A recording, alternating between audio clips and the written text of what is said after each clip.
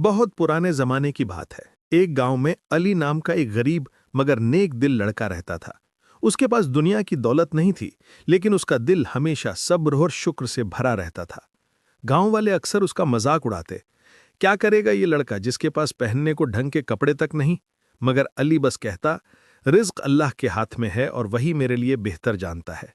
और भाई, यही तो खूबसूरती है इन कहानियों की, जो हमें याद दिलाती हैं कि सच्ची दौलत ईमान और सब्र में है।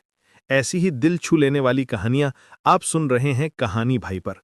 अगर आप चाहते हो कि ये नूर और भी दिलों तक पहुंचे, तो इस चैनल को सब्सक्राइब जरूर करना और दिल से लाइक करना, क्योंकि हर लाइक और सब्सक्राइब किसी और तक हक की बात पहुंचाने का जरिया बनता है। एक दिन अली लकड़ी काटने जंगल गया। वहीं उसे मिट्टी में दबा एक पुराना जंग खाया हुआ अंगूठी मिला। पहले तो उसने सोचा ये कोई बेकार चीज है, मगर अचानक अंगूठी से हल्की सी रोशनी निकली। उस रोशनी में मानो आवाज आई, ए अली, ये कोई खजाना नहीं बल्कि इम्तिहान है। अगर तू सब्र और तवक्कुल से काम लेगा तो ये अंगूठी तेरे लिए रहमत बनेगी। अली घबराया, मगर उसके दिल में सुकून आ गया। अली ने अंगूठी पहन ली। अगले ही दिन उसका लकड़ी का गट्ठा चोरी हो गया। लोग बोले, देखा, ये अंगूठी मनहूस है। मगर अली ने कहा, नहीं, अल्लाह जब कुछ लेता है तो बेहतर लौटाता भी है। कुछ दिन बाद गांव में अकाल पड़ा। सब परेशान हो गए। अली रोज भूखा सोता लेकिन सब्र करता और कहता, अल्लाह मेरे सब्र को देख रहा है।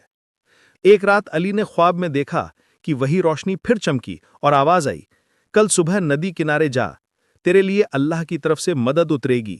अगली सुबह अली नदी पर गया। वहां उसे एक टूटी नाव और कुछ अजनबी यात्री मिले जो रास्ता भटक गए थे। अली ने उनकी मदद की और नाव को किनारे तक पहुंचाया। यात्रियों में से एक बुजुर्ग ताजिर था।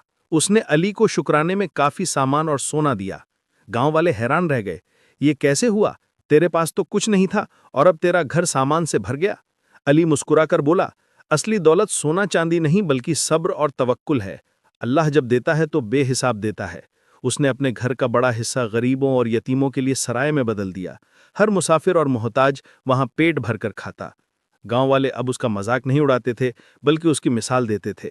इस कहानी से हमें ये सीख मिलती है कि मुश्किल हालात में इंसान को घबराना नहीं चाहिए, बल्कि सब्र करना चाहिए।